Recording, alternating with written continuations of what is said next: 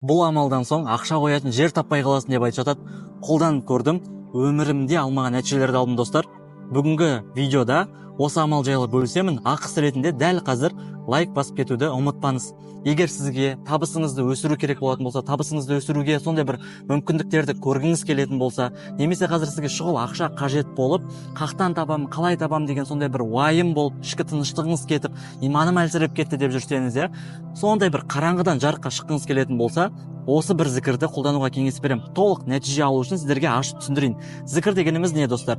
Яғни біз Аллаху акбар, субханаллах, альхамдулиллах деп зікір етеміз ғой тәсбихпен, бұл Алланы ұлықтау, еске алу зікір деп аталады. Және бұл зікір таухид жүзінде де жүреді. Яғни таухид Алланың бір екенін мойындау. Ла илаха иллаллах. Алладан басқа құлшылық етуге лайық ешкім жоқ. Яғни Алланың бір екенін мойындау, бұл бізде таухид. Яғни бұл зікір таухид, Алланың бір екенін мойындаймыз, және бұл жерде Алланың үш көркем есімі бар. Біріншісі Әл-Мәлик, патшалардың патшасы. Екінші есім бар Әл-Хақ деген есім, хақ. Алланың ақиқаттың иесі, шындықтың иесі екені. Одан соң үшінші есім бар, бұл Әл-Мубин. Әр нәрсені анық көрсетуші, яғни анық көрсетуші, сондай бір қараңғыдан жарыққа шығарушы деген есімі. Қосқан кезде бұл зікір, бұл амал былай айтылады: Ла илаха иллаллаху әл-маликул хаққул мубин. Міне сіздерге айтып жатырған амал осы. Дәл осы зікірді, таухидті күнде таңертең және кешке 100 рет зікір етесіздер. Бұның ақшаға қандай байланысы бар? Қараңыздар, Әл-Мәлик деген есім, яғни патшалардың патшасы, тоже бүкіл байлық пен биліктің иесі Аллахтың екенін мойындау. Міне Әл-Мәлик есімі арқылы бүкіл байлықтың, ақшаның иесі Алла екенін мойындау. Біз көп жағдайда мен табамын, қалай табамын, не істеймін деп тыпыршылап кетеміз, ішкі тыныштығымызды жоғалтып аламыз. Одан кейін Әл-Хақ деген есім, яғни шындықтың иесі. Сондықтан да бізде сондай бір табыс түспей тоқтап қалып жататын болсақ, немесе табысымызды өсіргіміз келетін болса, ниетімізге қарау. Яғни Әл-Хақ деген есім, хақ деген есім шындық иесі ғой. Проблемамызды мойындай алу дәл қазір, немесе ниетіміздің қаншалықты шын екенін өзімізге сондай бір анализ жасау. Яғни шын ниетпен жүрсең, жалған себептер кетіп, шынайы мүмкіндіктер келеді. Сондықтан да Әл-Хақ деген есім арқылы шынайы ниетімізді ашуға көмектеседі бұл есім. Әл-Мубин деген есім, Алла мүмкіндіктер мен шешімдерді анық көрсетіп, көзімізге сондай бір көзімізді, жолымызды ашып қояды, анық көрсетіп қояды. Әл-Мубин деген есім арқылы біз ла илаха иллаллах деп Алланың бір екенін мойындап, иманымызды күшейтіп, ішімізге сондай сабырлық пен тыныштық келу арқылы бұл состояниемен біздің ішімізге негізі шешімдер келеді, ақша табатын сондай бір мүмкіндіктерді көре аламыз. Бірақ достар, бұл зікірді, бұл таухидті ақша түсу үшін емес, нәтиже үшін емес, Алланың разылығы үшін айтуға кеңес беремін. Сондай бір мағынасын сезініп, ла илаха иллаллаху әл-маликул хаққул мубин жазып алыңыздар, және жаттап алуға оңай.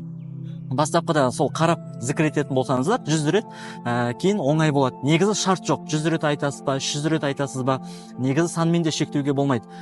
Тек сезінуіміз үшін, сондай бір фокусты тыныштық халіне келуіміз үшін солай зікір етіп Алланы еске алып отыру біздің халімізді реттейді. Яғни хал реттелсе, ішкі тыныштық болатын болса, ақша табатын идеялар мен мүмкіндіктерді біз көріп бастаймыз. Ақша өйткені тыныштықта келеді деп айтып жатамыз, достар. Сондықтан да бұл зікірді айтып отырып, нәтиже болмады ғой, ақша келмеді ғой деп диванда отыра беруге де болмайды.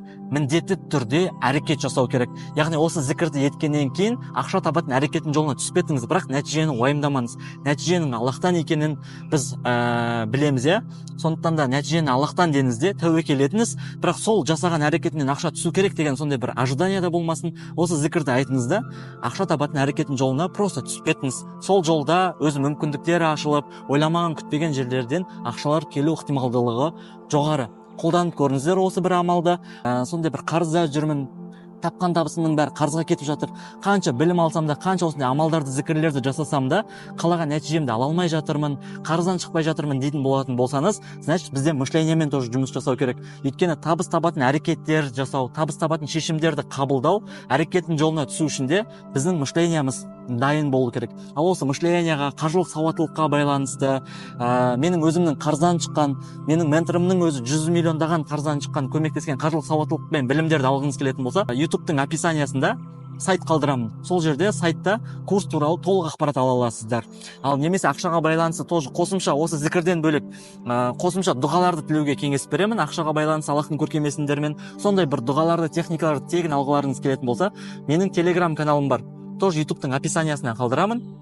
Сол жерде білесіздер, закрепленный сообщение деген нәрсе болады телеграмда. Соны қайта-қайта үстінен бассаңыздар, ақшаға байланысты дұғалар шығады. Оқып көріңіздер, сондай жүрекке жететін адамдар мықты результат алған дұғаларды сол жақта да бөліскенмін. Достар, егер бүгінгі амал сіздерге пайдалы болған болатын болса, балансты ұстап комментарияға алғыс айтамын деп жазып кетіңіздер.